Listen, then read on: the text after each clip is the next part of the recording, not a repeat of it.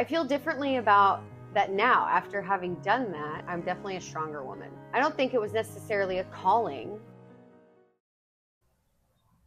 I'm just channeling me sitting here 5.5 years ago, looking at that girl. And she was such a good girl. She was free. I was in a wonderful place. And I'd like to say that I'm sitting here in this chair 5.5 years later, a changed woman, a better woman, but I honestly can't really say that. I will say that I am the strongest I have ever been. I'm definitely a stronger woman. So last time I was sitting in this chair, I shared my passion and desire, this lifelong dream I've had to go and travel South America and to potentially move there. I talked about how when I was 13, I just had this calling on my heart to go and live with these people and experience other cultures, different language. I feel differently about that now after having done that. I don't think it was necessarily a calling. It was just a super strong desire that I had, and I made it happen.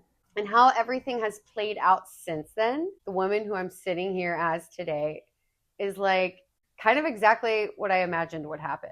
I knew that eventually I would meet someone, I would fall in love with a man, with a place, and I'm sitting here as a farmer, a life partner, and a mother who gave birth at home in the countryside of Bolivia.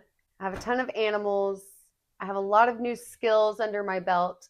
And is it easy to say that like that journey of going out and traveling the world and having all these new experiences brought me happiness? No, not at all. Not at all. The girl who was sitting here 5.5 years ago was happy, and she was a very positive person. She was secure in herself. But I had been single and alone for a very long time. And there's something about setting roots somewhere, going into a deep, intimate relationship, becoming a mother that breaks you, challenges you, like really, really challenges you. So I'm just on a different journey now.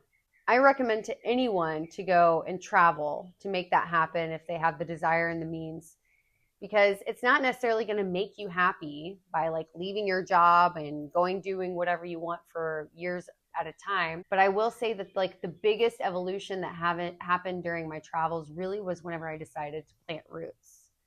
And I'm so thankful that I did. And I can still say that I'm living in Bolivia, and I don't plan on leaving there anytime soon. We are going to be moving actually, but we're just changing towns. We're leaving the farm. We have some new adventures ahead, and I can't even tell you what that's going to look like. If you've watched my videos up to this point, you've seen how things have evolved, how I went through the Caribbean in 2020, finally made it to South America, and I ended up only going to 3 out of all the countries I wanted to go to in South America. I planned on going to every single one and spending 1 to 3 months.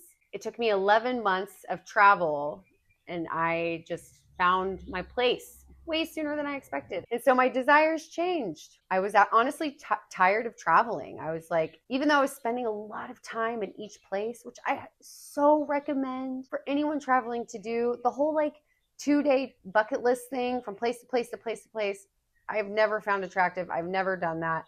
I've met people who have. It's exhausting. And you don't really get to connect with your experiences, people, culture. It's just one place to the next. Like there's no real moment to ground yourself. If you're looking for happiness and you're looking to travel will bring you some moments of happiness, yes.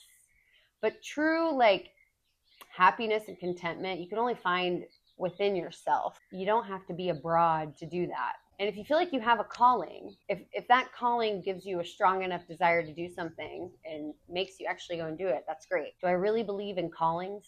No, I just believe that there's things your heart really, really, really wants. And when you really, really want something, you're usually good at it.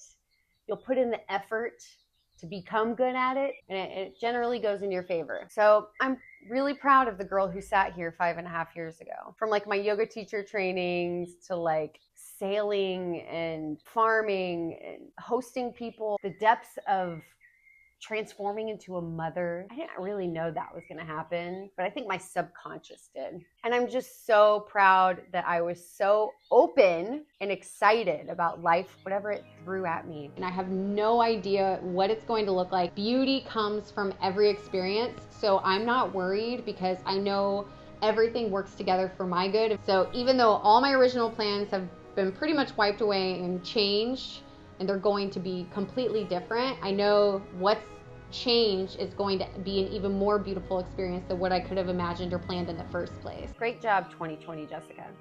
You did good. Now we'll see what 2030 Jessica has to say. Let's see.